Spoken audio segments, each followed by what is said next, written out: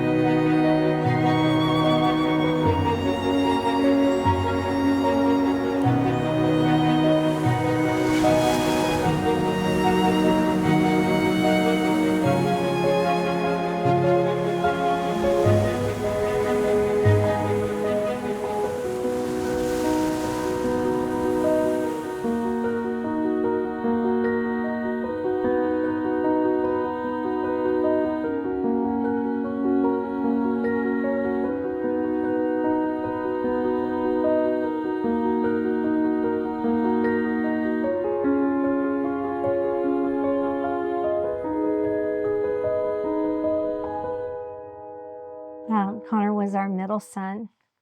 At the time, our boys were 10, 12, and 14. So we were in a really sweet season. They hadn't hit that teenage yet, even though they were 10, 12, and 14. In the evenings, they would meet each other in the hallway and hug and kiss each other and say, "Good night, brother. I love you. I love you."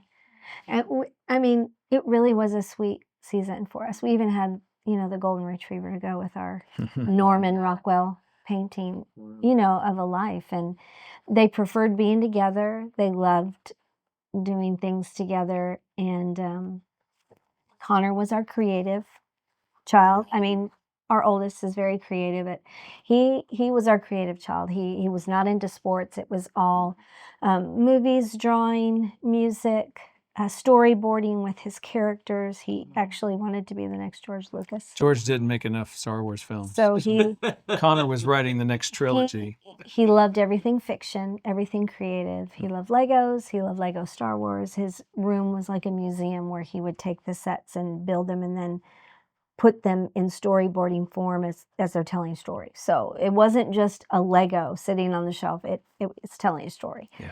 And he lived in that world of fantasy and fiction. And those evenings before he got sick, he would read a chapter to me and to us out loud. And I'd say, "Connor, son, go to bed. One more chapter, Mom. One more chapter." And what I would give to have another chapter. He and our oldest had dreams of working on movies together. Turns out our oldest is now a film composer for film and TV. And so, we just imagine, what would they have done together? What would they have created?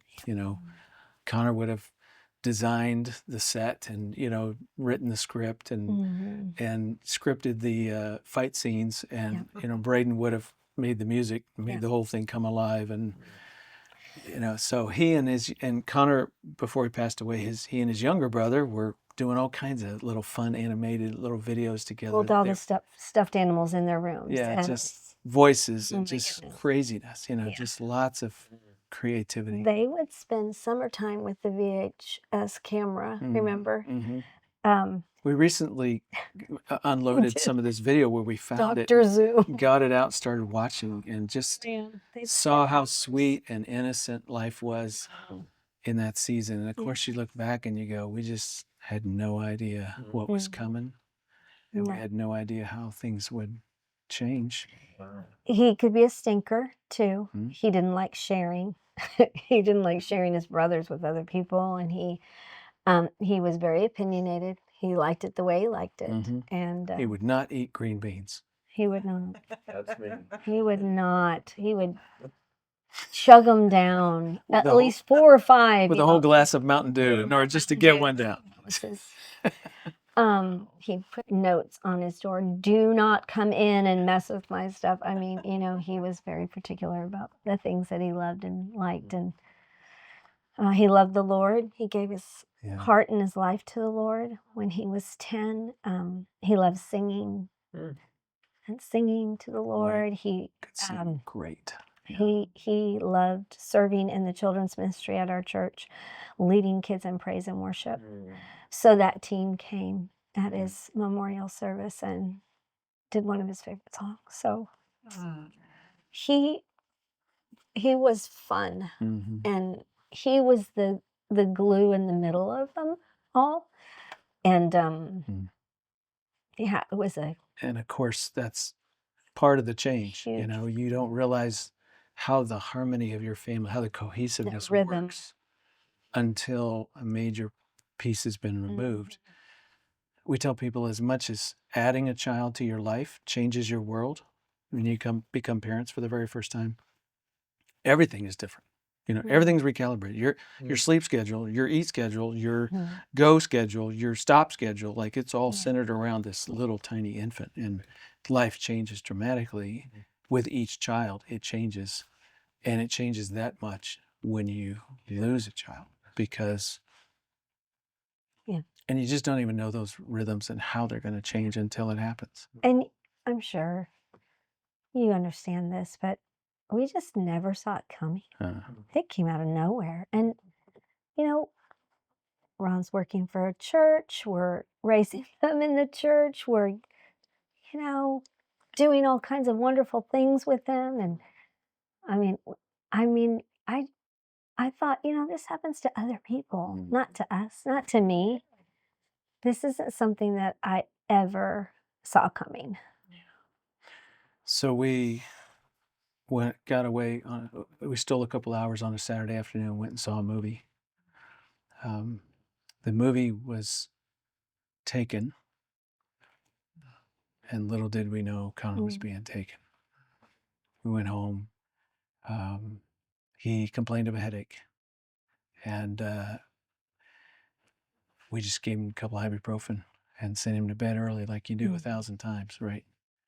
And he had no other symptoms. Assumed he'd be better in the morning, and then he wasn't. And then he wasn't the next day. And, you know, a little trip to the walk-in urgent care place in between. And they said, yeah, he doesn't have this, he doesn't have that. And they just really sort of gave him a breathing treatment, thought it was croup. Or just a bad case of croup in a 12-year-old boy. And, this is kind of peculiar, but he still wasn't running fever, had no other symptoms. He basically didn't have any answers. Right. 2 days later, he had a 105-degree temp. And we rushed him to the doctor, rushed him to the hospital.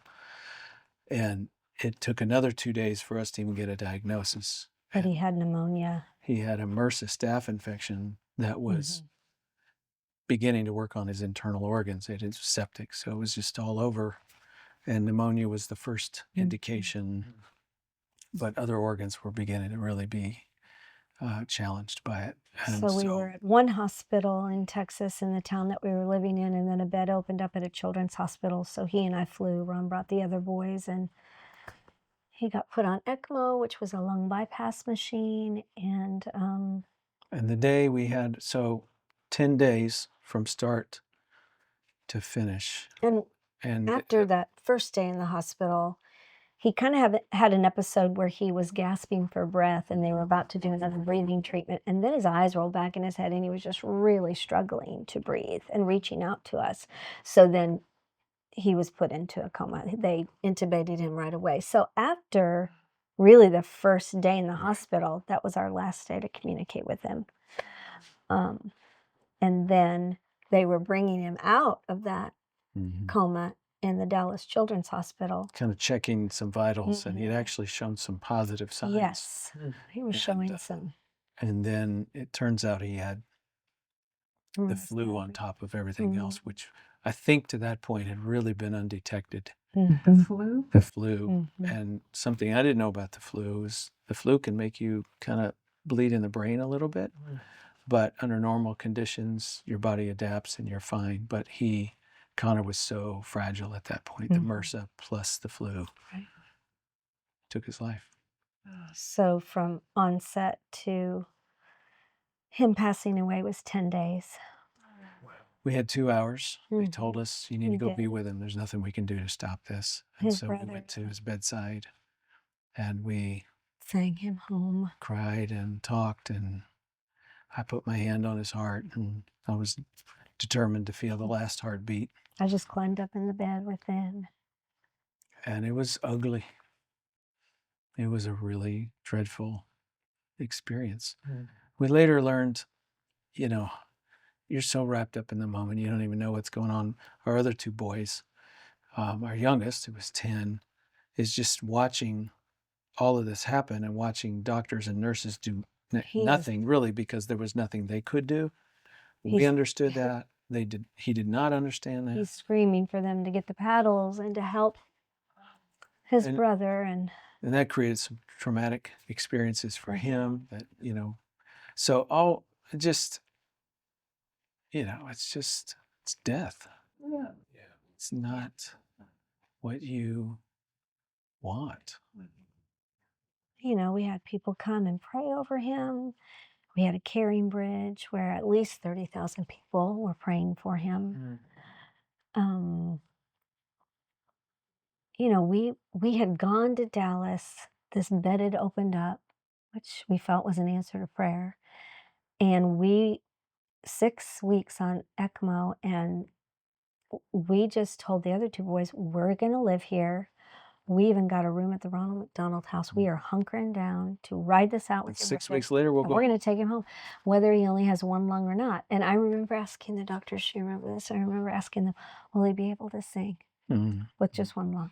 Oh yeah, he'll be a normal functioning 12-year-old boy.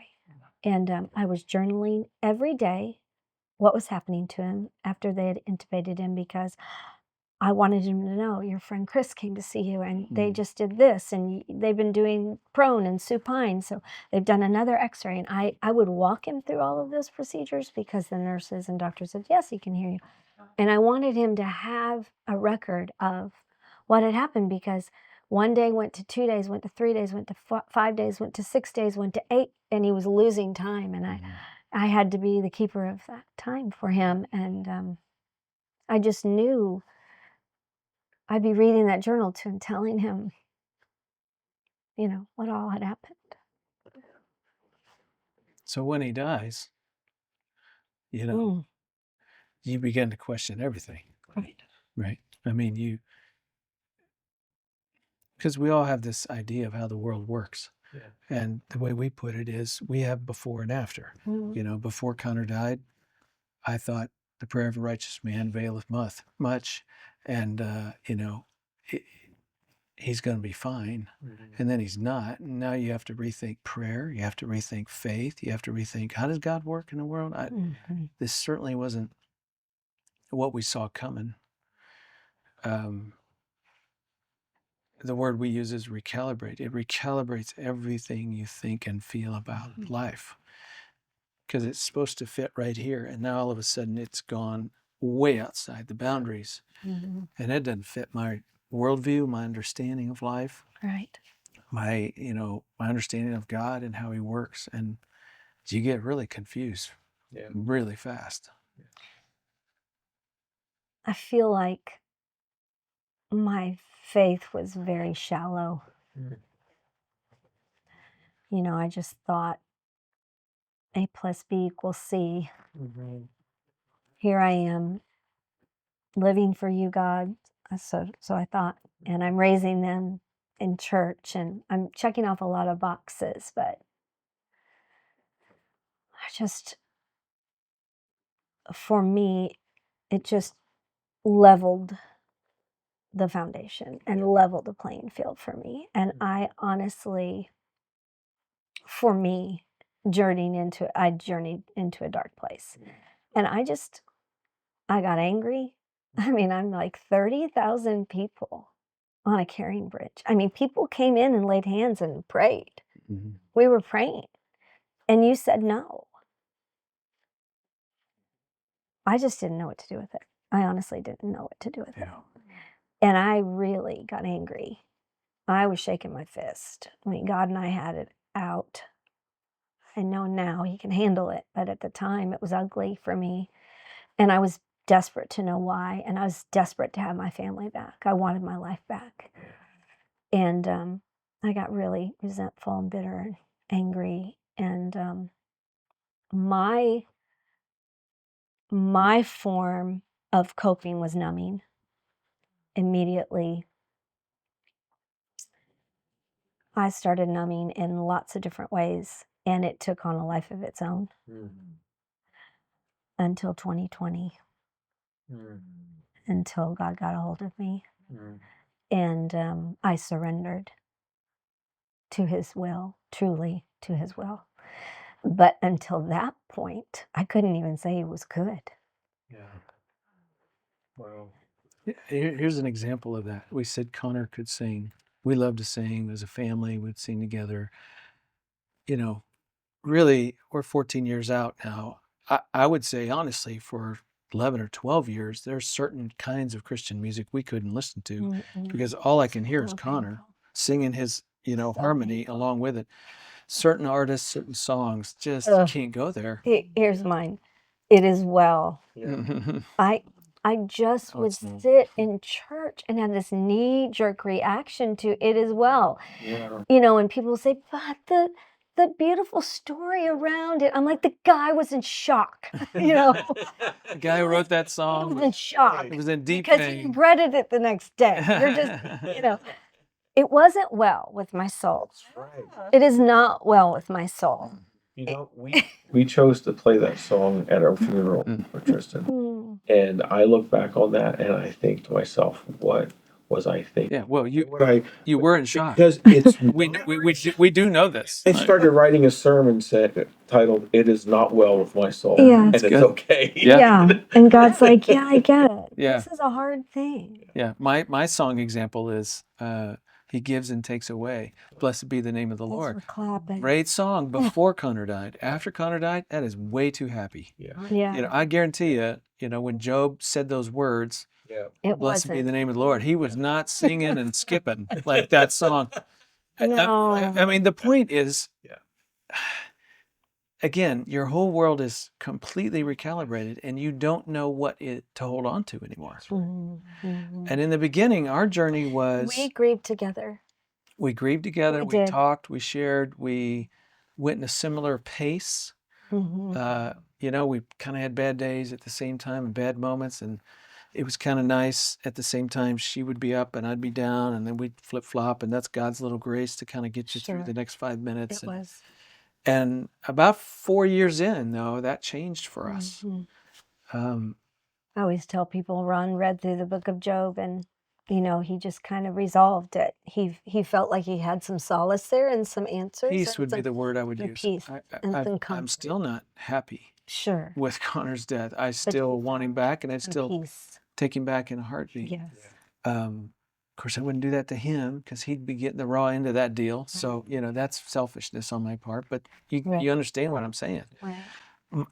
The thing is, I found some peace. I kind of resolved between me and God how this was going to work.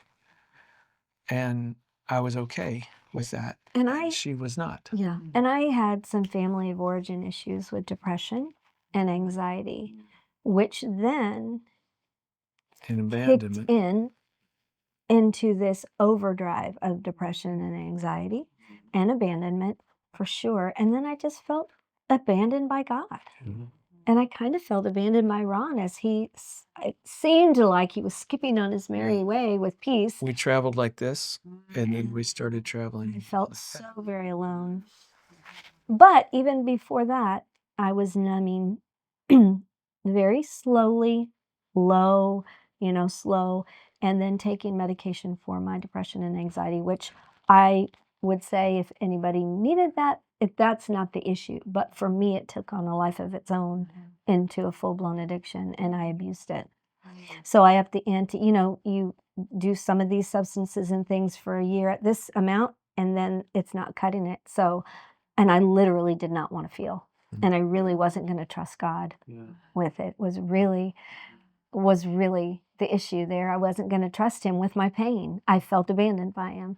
And so it just took on a life of its own until 2020 and COVID, and the Lord just got a hold of me, and I have been walking in freedom since. But I've learned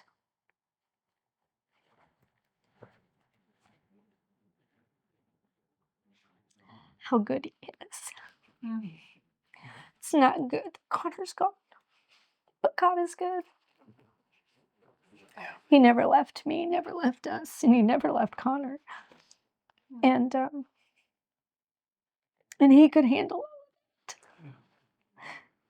And that's part of my thing is I was such a messy griever, such an angry, messy.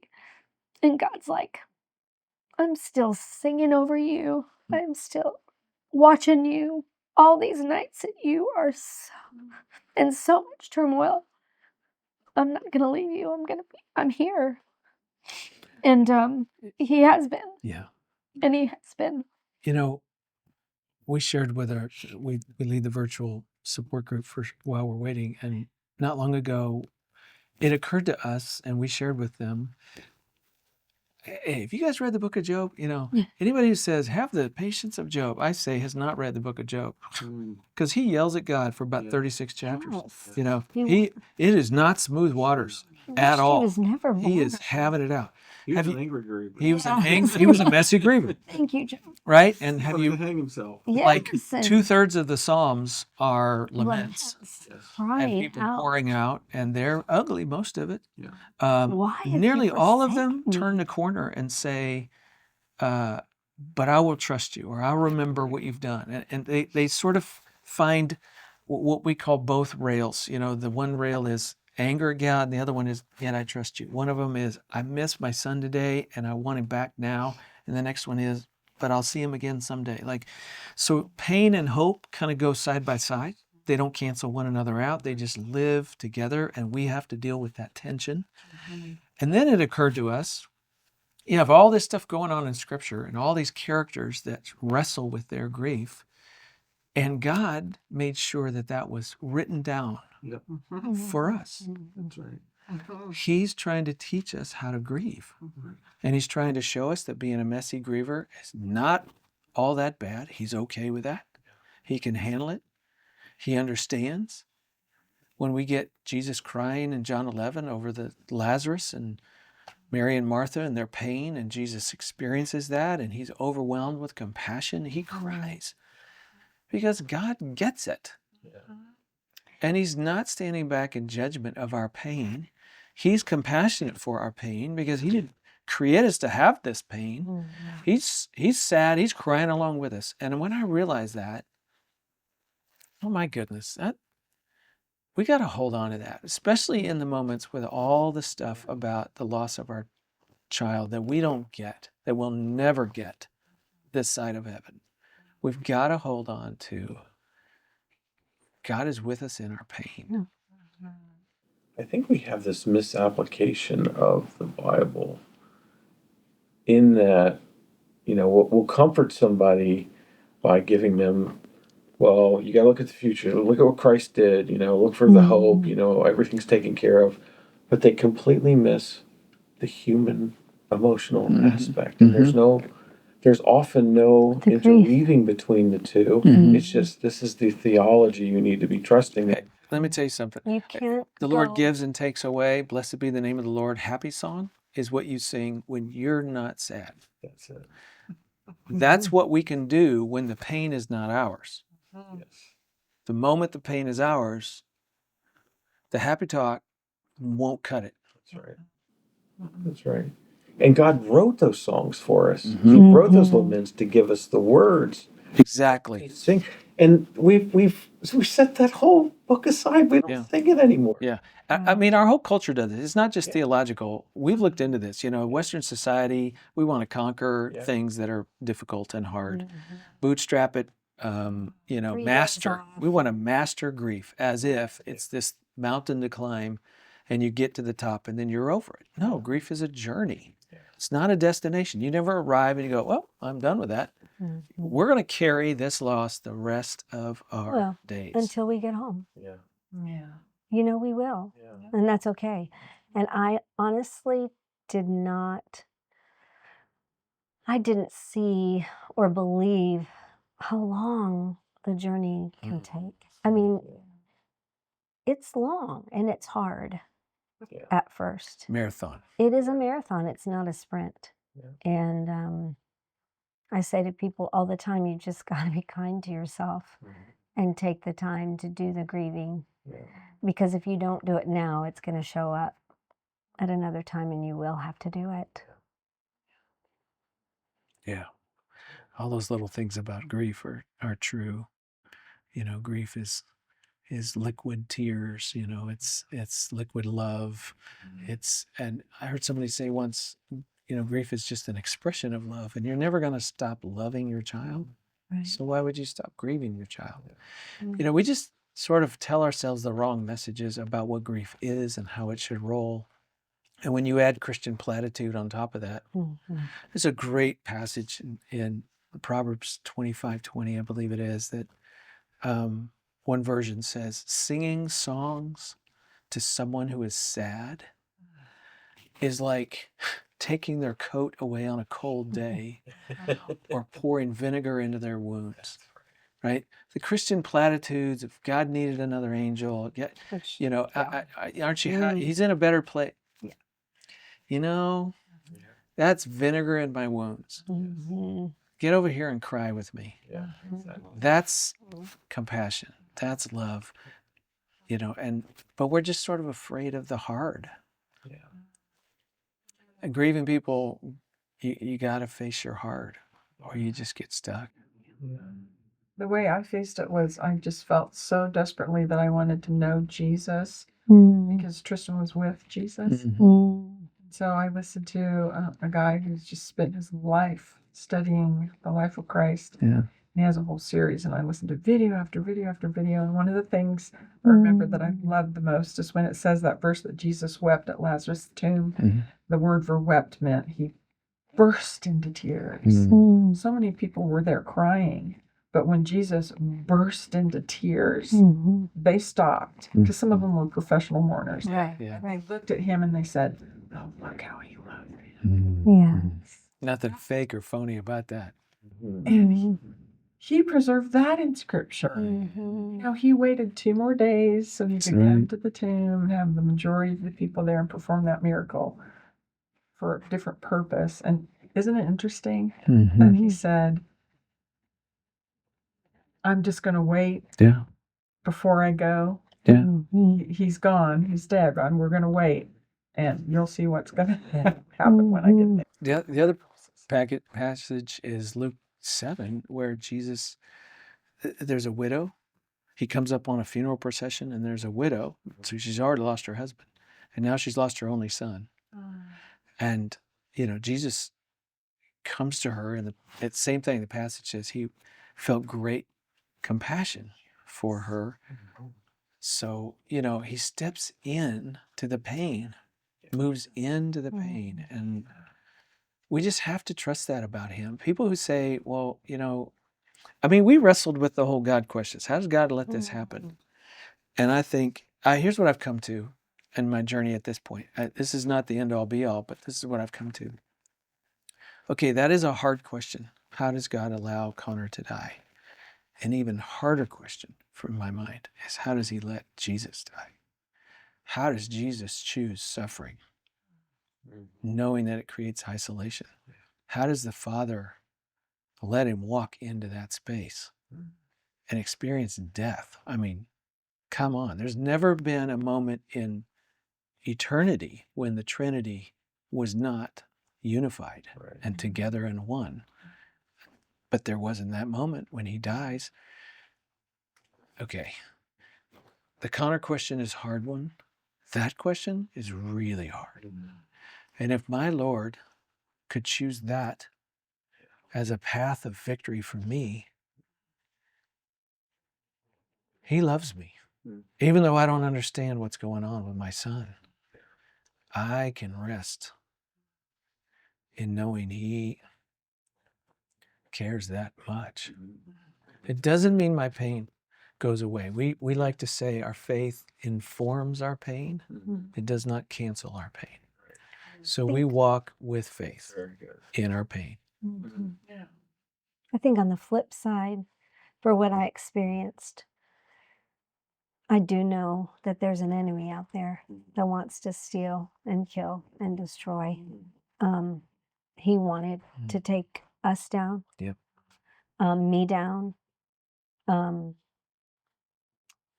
I blocked out a lot of light. I got very angry and bitter. I isolated. I listened to those words of, he's not a good God then if he, oh yeah, 30,000 people prayed and look, he said no. He wasn't listening to you. He's not a good God. I didn't want to do the studies. I didn't want to hear the scriptures. I didn't want to trust. I didn't. I was very angry, very hurt. And in my pain, I just put a hand up to God in pride, really, and said, you know, this isn't the way I want it to go down. I wouldn't have chosen this. So you did a, you know, this was the wrong thing. Yeah. Like I'm in control. And I feel like the enemy just had a field day and took up residence for a long time. And I say to people all the time in our support group, even if you just are so angry and you're doubting, wrestle with that, cry out to God, tether yourself to him. Even if it's just ever so slightly, don't go completely dark. You know, Job really tethered himself to God in the form of anger. Yeah, he did. In the form of arguing his case before just God. That was still tethering. He sat in it and wrestled in it, and it wasn't pretty. It wasn't all tied up in a bow. And then God got to have his day and to say what he needed to say. And God was God, and Job was not. And I just feel like for me, it was like, okay, at the end of the day, Nan, what do you believe?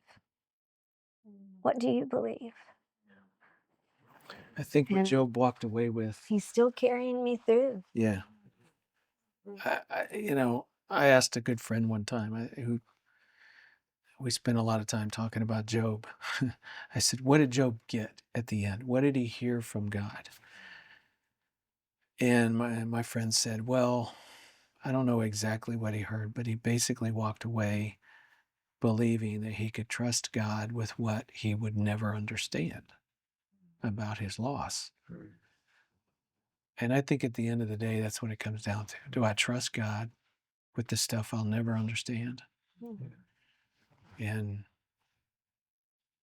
that doesn't give me every answer to every question. It doesn't brighten my day. It doesn't make my pain go away. But it's the rock I can hold on to. That's true. Would you say that with all your study in Job that, because I was just thinking, our culture, I think if you lined up all of those sayings in Job and took away who said it, and you asked Christians, the average Christian, even me, I look back, which ones would I pick? Which ones were Job, where everything he said was true, and which ones were the friends who said things wrong? Who would be able to pick out Job? Good question. I remember being shocked because I highlighted what God said about Job. And then I came to the verse that said that God said, what he said about me is true. Your fault is that you've spoken falsely about me. Yes. Wait a minute. Job said some pretty hard things. That's right. God. That's right. And what always stunned me about Job is at the beginning, this is a man who is blameless, and there's no one like him on earth. And after his suffering, he's learned something about God he didn't know. Think about that. I mean, one of the unfortunate pieces of this whole thing is that suffering teaches us the things that we could not know or understand without it. Now, there's something in my spirit that has a check about that. Like, okay, God, you can teach me lessons without taking my son away. Like, surely there was another way. That's what Jesus said in the garden. Isn't there another way? Right. Can we do this a different path? And the answer was no.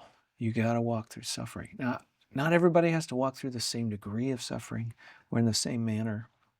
I don't understand all this, but I do know that in God's upside down kingdom, it's one of the things that grows us up, that matures us, that helps us to be more like Jesus. Now, that doesn't mean I like it. I don't like it. It definitely gives you eyes to see other people. Yeah. And to see other people suffering. I just have so much compassion now and so much empathy. And it's just a deep, deep ache when I come across a couple that comes to our support group and they say, well, it's only been a month. And my heart just, because then I know where they're at. I know where I'm at now, 14 years in. It's different. It's not over, but it is different. It's lighter. It's not as heavy as the initial first, I would say, 3 to 4 years.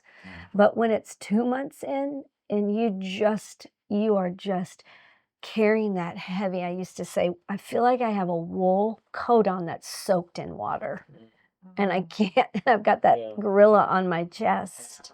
And my mind is just completely consumed with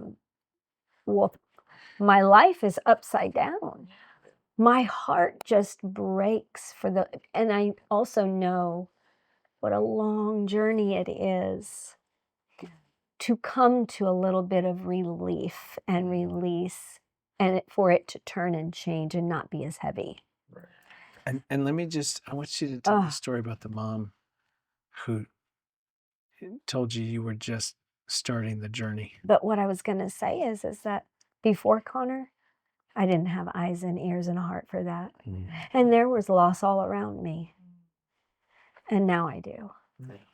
But yes, I was at the beach and it was a God thing that I even ran into her because I knew her through somebody else. Anyway, she had lost a daughter 20 years ahead of me. She was 20 years down the road. And I remember sitting with her and just saying, I'm this and I'm that, and it's hard and it's this. And she grabbed my hand and she said, I need you to just slow down. She said, I need you to be kind to yourself. You've just dipped your toe into this ocean of grief. And it's a hard, long journey. Wow. She's 20 years ahead of me. And she said, it takes time. It just takes time. Be kind to yourself. Be gentle to yourself. And I'll just never forget that. You know, I think one of the things we've learned, 14 years, we got a little perspective. As she said, it's not nearly as intense now. But that's not to say that we're not still grieving. The intensity of our grief can spike at any given moment. A song comes on the radio, a memory, you see a picture, whatever it is, it can spike just like where it was in the beginning. But the space in between those spikes is what gets wider. But I think the really critical thing is, we had a counselor who challenged us pretty early in our journey with the question, how are you going to carry Connor? And I was like, what are you talking about? And really what he was getting at emotionally, how do you carry him? How is he a part of you? He's always a part of you. He's not, he's not here. He's not gone. So where do you put him? In your conversation during the day, in your thoughts as you walk through life, in the memories that you preserve in your smartphone, and in the dialogue you have at the dinner table with your other children. Where does he fit? And by the way, as believers, we still think he's alive, right? So he's not gone. So really he's present. He's just not here. So I'm going to carry him as best I can. I think that's the hard part of grief. when it comes to a child. Mm-hmm.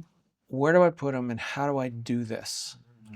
And some days it's completely overwhelming. Mm-hmm. And other days I know exactly where he is. It's the little moments and the little things that have significance for us. It's the things we've done for others in his memory. That's how we carry him. It's now giving back to other parents the way we were given by those who were ahead of us. Mm-hmm. That's how we're also carrying walking Connor alongside them and who he was in his memory. And all of those things are the little ways that I get to be with him. This is an odd question, but it's along those lines. How does a parent navigate the intense focus on that one child, maybe to the expense of the other children? Yeah. I immediately think of our shrine. Yeah. The shelf. The shelf. Well, I mean, early on it was his bedroom, right? Nobody touched it. Nobody goes in, and it sort of becomes a little shrine. Right. Or all the stories got really good about him. All our conversation in the beginning was about Connor goodness. with friends and other people and family. And I'll just say, we've had two very poignant conversations with our kids. At one point, I looked them in the eye. I was sort of cognizant of this even early on. I grabbed the other two and I pulled them into my arms and I said, I want you to know I love you just as much as I love Connor. And if it were you that had passed away, we'd be grieving you in the exact same way. Yes. And that sort of sounds even weird saying it out loud now. But they knew what I meant and they understood that I was saying to them, we didn't love him more. It's just, we're just sad over him. Yeah. And the other thing is, after many years went by, we apologized to our we did. boys and said, we did. I've had to. We know you lost us amends, for about 2 years. Like we just sort of stopped being proactive parents. And we're sorry. And they were very gracious. Oh, very gracious. And the same parenting words that I said to them, there's nothing you could do to make me not love you. Those words came back to me, both my boys, to me. From them. As I made my amends with them, I came out with all of my poor coping and, Mom, there's nothing you could have done that would make us love you any less. I mean, it's very beautiful. It's such a beautiful thing. But, yes, and it's so easy to do, isn't it? It's just so easy to do when you're hurting and that child is not in front of you physically, to just want to talk and want to share and want to. We have the shelf with the bookcase with the 5 shelves, and it just all became all about Connor, for a season. And I think it's just our way to try to make sense of things and try to keep him in front of us. And yet, it just, it's so odd. It's such a hard journey, isn't it? It is. I think the other side of your question is, because siblings grieve too, and they grieve differently. They grieve at a different pace and a different intensity.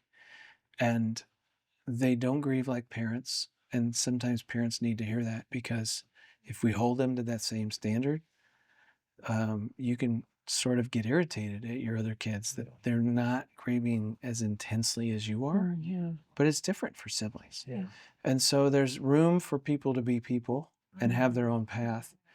But the other side of this is, there's a phrase that siblings, when a child dies, siblings are the forgotten mourners. Yes. Because everybody comes up to you and I and says, how you doing? And hardly anybody comes up to your other kids and says, how you doing? They just sort of get pushed to the side. And it's not that people don't care. It's just sort of weird about talking to a 10-year-old or, whatever. And so they just tend to not do it.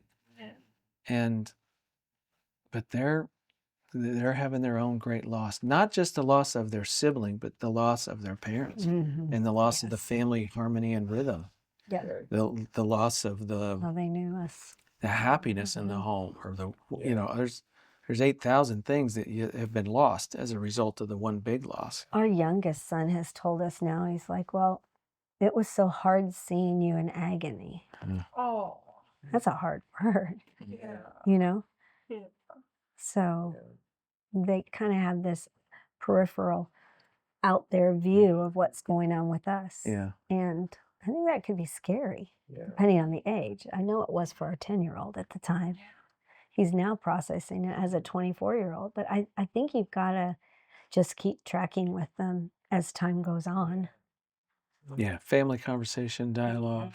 For sure. We Because not everybody's going to grieve the same, Yeah. you know, personalities and things like that. But yeah, you've got to keep tracking with them, I think. Yeah, absolutely.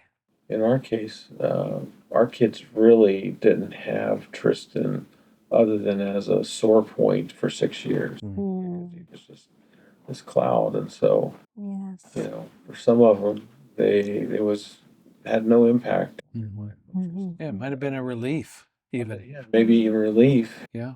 but they saw how it affected us. Sure. But even relief comes, comes with its own Yeah. pain. Baggage. Yeah, it's all so confusing, and that's the thing. Parents are confused, kids are confused. And probably Extended animosity for, Yeah, especially with suicide. Why did you commit suicide? You ruined your Sure. family. yeah, Yes. yeah. Anger and Yes. extended family, it's all very difficult. Very complex. And so really what we're saying is your own grieving journey is only one piece Yeah. Right. of the family grief Puzzle. Mhm. journey. And it is confusing. Back to marathon. If anybody who runs a marathon needs somebody handing them a bottle of water every now and then, Yeah. nobody should do this alone. Yeah. Nobody sure. should do this alone. How many try to do it alone? They do. Yes. And it's just too hard. Yeah. There's so many things. Who knows how to do this? There's no training. You're just stumbling your way through a marathon. Yeah. Mm-hmm. I don't know how we would have survived without the counselors we've had. Yeah, us too, Mm-hmm. without a doubt. Small groups, conversations, other parents, And yeah, one-on-one. those other brave parents that wrote their books or had their podcasts, or those were the things I gobbled up because I didn't want to hear from anybody else's grief. That's true. I just wanted to hear from That is parents. so true. I didn't want to hear anybody either. This brings up something that has been really useful for Nan and I, and it's the concept of the grief garden. And, we're talking about the other parents. They immediately get brought into our grief garden Mm-hmm. because they're safe, because they get it. Mm-hmm. They know you can laugh at a joke and not be laughing on the inside, and your whole world is not okay now, right? And sometimes people who don't understand this journey think, oh, Ron's better because I saw him smile. If only you knew, So your grief garden is your place where This you're is from a sad. friend who is 10 years ahead of me. And she said, Nan, it is your job to protect your grief garden. It's your grief garden with Connor.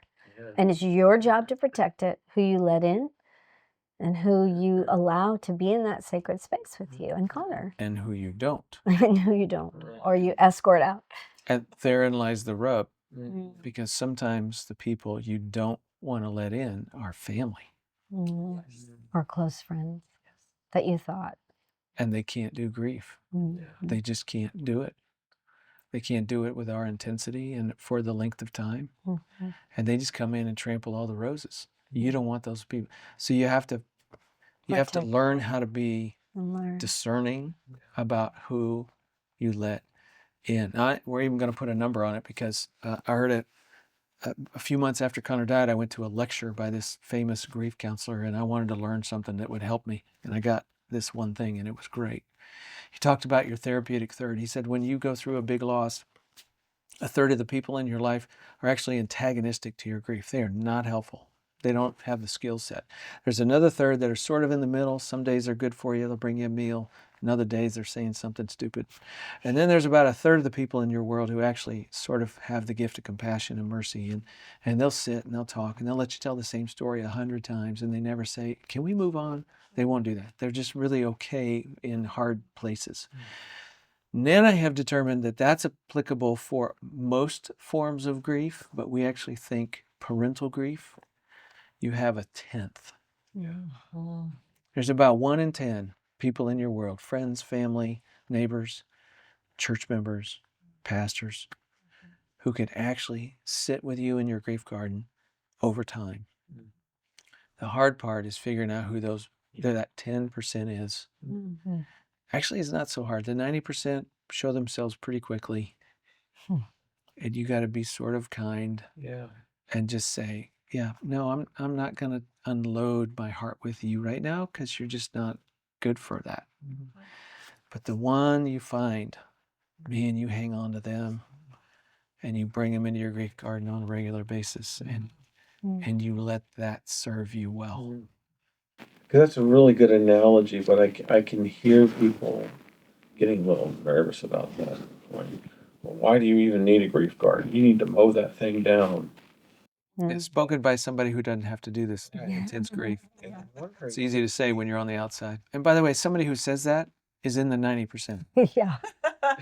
Don't let them in. You just lock the gate. You just figured out who it is. Shut the door. And the longer you do this journey, the quicker you can sort of figure out who's safe and who's not. And it starts with, how many kids do you have? Well, I have 3.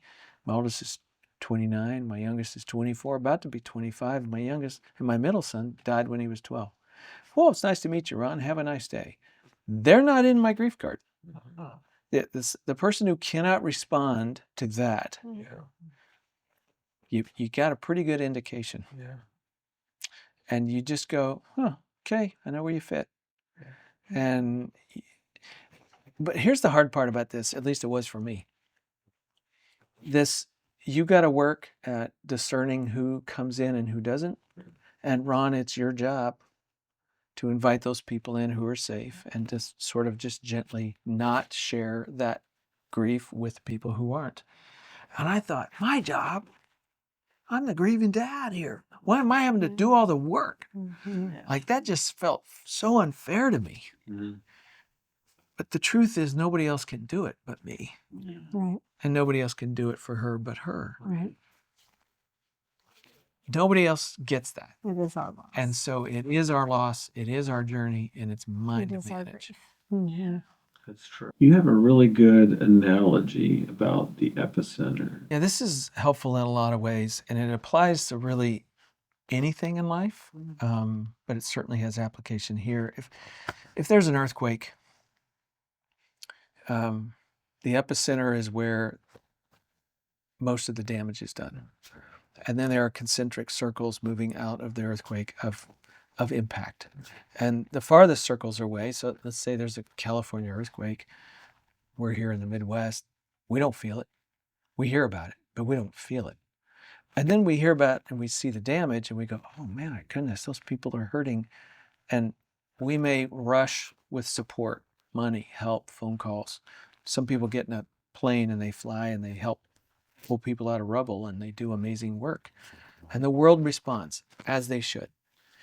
But then after 2 or 3 weeks, we go back to our lives. And not long ago, there was a massive fire in Maui. And, I heard about that. And the next day I got, wow, that's terrible. And then I went about my day because I don't live in Maui. But a day after that, I had dinner with somebody who had just flown from Maui to where we were. And they were so anxious and worried about their friends and their family and grown woman with 2 adult daughters. And how are they? And did our house burn down? And she was completely wrapped up into that whole experience. Why? Because she's on the inside of that concentric circles. Okay. So here's the thing. When you have a loss, your church, your neighbors, your extended family, they will rush to the epicenter of your loss. And they will support you, and they will love you, and they will feed you, and they will hug you, and then they will go home.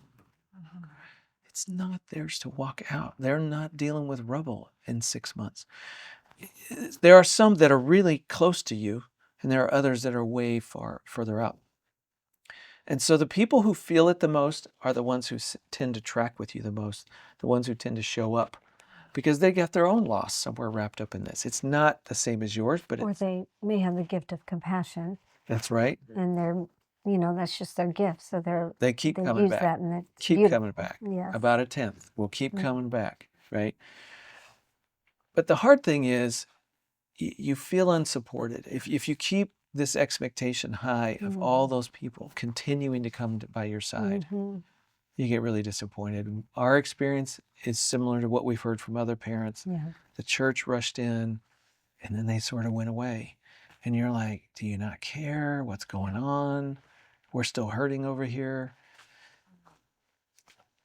It's just sort of what happened. I'm not excusing it. I'm just putting words on it.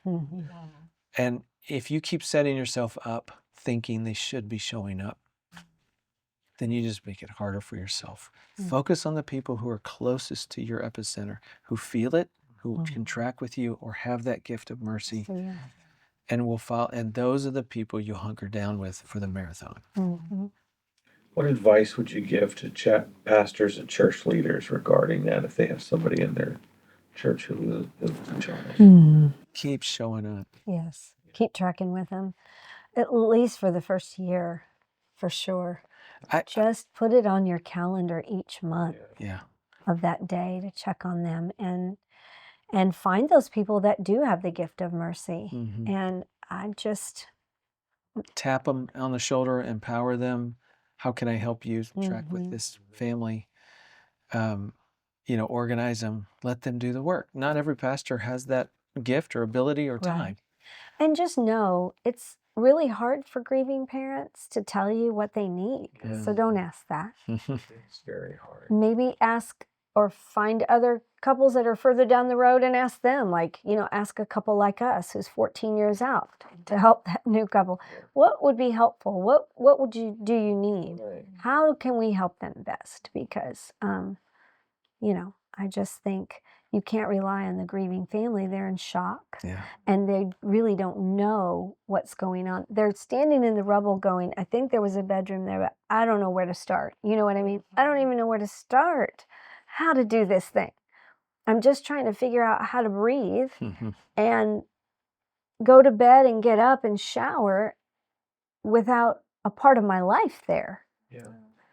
I don't even care about the rubble sometimes. In initial stages, you just don't even care about anything. And I've sat with parents where it was due to the loss of a suicide. That adds lots of layers. What if it's someone took their child's life? It's a murder. You have investigations and you have trials. And I've sat with parents who've had to manage that, and they had to put their grief to the back burner because they had to get through the trial and kind of get through all of that, and they're seeking justice. And it's, oh my goodness, or it's an adult child that's left grandchildren that they're raising, and there's just so much to it that you just don't know, and we all handle it so differently. I know people that put the pictures away and don't look at them for a decade or more. They don't touch the child's room, or people that just dig in and say, I've got to see the pictures, I've got to deal with their room. Or there's parents that we knew a couple that wouldn't even go home at night. They went to a coffee shop every night for like their first 2 years. I knew a couple that just started traveling and they were empty nest anyway, so they never went home. It was like, we can't go back to that old life, so let's just go travel and, whatever that's doing for them, but that was their way of coping. And so, wow. So back to pastors and ministers have to gauge this, watch this. What does this family need? How are these people grieving? What's that expression look like for them? Yes. And then somehow just trying to show up. At the end of the day, it's being present. Hey, the holidays are rolling around. Hey, I know you got your son's birthdays coming. Right. Little moments like that, you just sort of step into the grief. You let yourself be there in whatever ways they need or they'll allow you to be, and then you just keep coming back. I have heard that church is a hard place for a lot of families that lose children, and it's a hard place for them to stay in or to be in, because that, worship and church is such a sacred place. It's an individual thing, and they just find it to manage it to be different. And the triggers are everywhere. The triggers are everywhere, especially if you had the service there. Yeah. And so I just wish pastors and people knew what a hard place that is. I know it's a place of solace and it's a place that we can find joy and worship and peace. But for somebody who's going through a really hard time, it can be a hard remembrance that you don't have that anymore and you're really struggling, and that's okay. So I wish it could be kind of a safe zone for people to, oh, it's okay. And please remember, I want to say, Pastor, please remember, faith informs my pain, but it does not cancel my pain. So if your expectation or hope is that the sacred and the solace of church will make them better, no. It gives them hope. It reminds us of what's true in the midst of all the rubble that we don't understand and don't like. But it doesn't take away the rubble. You have to live in that tension with them.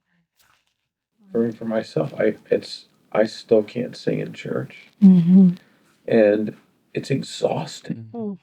It is taxing. Emotionally exhausting. I go home and I'm just wiped out. We didn't take communion for a really long time. We did, we get it. It is exhausting. It just, like, how do you even move yourself into that space when you're not sure what to do with it all? Yeah, I hear that a lot. Yeah. It's the singing. Yeah. It's the... Yeah. And I live in this tension, and I think this is why another reason why pastors, people shouldn't say, how can they help you? Or do you need help? How are you doing? I live in this tension between, I know I need help, but I don't want somebody to come and try to lecture me things. I just need somebody to be with me and just show me that they care, that they're with me, and I'm not doing this alone. But at the same time, I am so tired of grieving. I am exhausted by it. And I can just imagine that people would look at me and think, he's always grieving. I don't want to be that person, who drags other people down. He comes in, oh, there's Todd, he's the grieving guy. Or just, he's not there, he's not present. I don't want to constantly be in that place. I don't want to tell them that I need help. You mind if I ask a question? Yeah. So what's the pain behind that? What's so bad about needing help and about being exhausted by your grief? Because it's been 3 years. Okay, keep going. And that means what? Yeah. No, I'm asking. Nobody understands. Yeah. But you're feeling guilty that it's been 3 years, and so other people's, because then that's my personification of who I am. Yeah, and so it's sort of, there's more pain here related to. So now you got pain related to your grief. Yeah. And you're feeling sort of weird about it, and like, I don't want people thinking this is all that I am, or now you got this whole new thing to grieve. Yes, that's true. I hate to say it, but that's the way this rolls. It's not just the earthquake, it's the aftershocks. That's it. And one of the aftershocks is, I'm not the same guy I used to be. And other people's perception of me is not what I would want it to be. But it is the truth. Yeah. It is the journey I'm on. I just wish I wasn't on this journey in the first place. So it all sort of rolls up into and it's isolating. Yes. And that's one of the big dangers that we have as parents, is when we let all the aftershocks roll up on us, and we're just like, it's just easier to not connect with anybody or deal with this or talk or lay it out there. And then we get isolated. And that's a really dangerous place to be. And I think there's another layer for fathers who have children who committed suicide. Because the suicide is always present in that. Yes. Yes. You don't want that. And I found the fathers of suicides that I know, they tend to be more isolated and more withdrawn and more closed off. And so one of the things we found for us is the grief garden is the only place we can really unpack all that. And it's the trusted friends who 10% who fit into that space with us. That's where we can unpack all this stuff. And every story is a little bit different. And so for you, it might be parents who have had a child commit suicide. That's really the only place and the only time you unpack, because you feel completely free because they get it. Right. They're walking that same piece. They're struggling with that same guilt, shame, whatever mess. And you can talk a common language, and that's going to be therapeutic for you. Yeah. And other things are going to be sort of helpful, and remind you who God is, and churches, but it's really that tight, intimate place that you got to pursue. So notice we're back to, this is my journey. I've got to carry, I've got to do my work. And if I don't be intentional with my grief, it will just, that brick will sit in my pocket for the rest of my life, and it will show up in other ways. And one of the other things you'd mentioned when we talked earlier was about a organizational way pastors could get people to just put on the calendar every 6 months. Well, I just think church leaders have to get really intentional to track with people in their grief. A quick story. Long before Connor died, I was a family minister at a church, and we had a couple that had not just one miscarriage, but a series of miscarriages. And I got this one thing right. It was a lot I did not do well for them, but I put it on my calendar. I just started going, I'm going to call, bring it up, talk about it, elephant in the room, not avoid the subject. And I think I'm just going to keep doing that till they ask me to stop. And at one point, I suggested pastors, let the people define for you what you can do that would be helpful. So you just say to them, and I said to this couple, hey, are you okay with me bringing this up with you every once in a while? I'd like to do that. Is that good with you? I'll probably give you a call once a month as long as you're good with that. And they're like, oh yeah, that'd be great. Okay, now I know what's going to be helpful and fitting for them. If they say, nah, then I don't. But so I let them have that power, but then I keep checking in. We ended up moving away from that church in that city at one point. And that woman came up to me and she just sobbed and said, thank you. You were the only person who kept asking me about these miscarriages and my babies. I had no idea how important that was to her. Now I'm on this side of it as a dad. And it's the people who send you a text every month on the same day, calendar date that our son died. We got that for years from one person I can think of right now. Every 17th of every month, get a text. I think it was a decade, and I finally said, you don't have to do that anymore. I mean, how cool is that? That was her one little piece to just say, I'm with you. You're not alone. I'm tracking with you. You're not forgotten. Connor is not forgotten. Say his name, text the name, something, right? That little thing. So when a pastor gets intentional about showing up, not just them, but tagging other people within the church, other friends and family and here's the thing, not one person can't do everything that a family needs. But if you get this person to do that and this person to do this, and on the 17th, that person's going to send a text, and you give them a phone call once a month, pretty soon, that parent, that couple has a dose of God's grace enough. It's enough to see them through and to feel like their church is still with them and connecting. So it's not a master plan. It's just showing up and helping other people to do the same.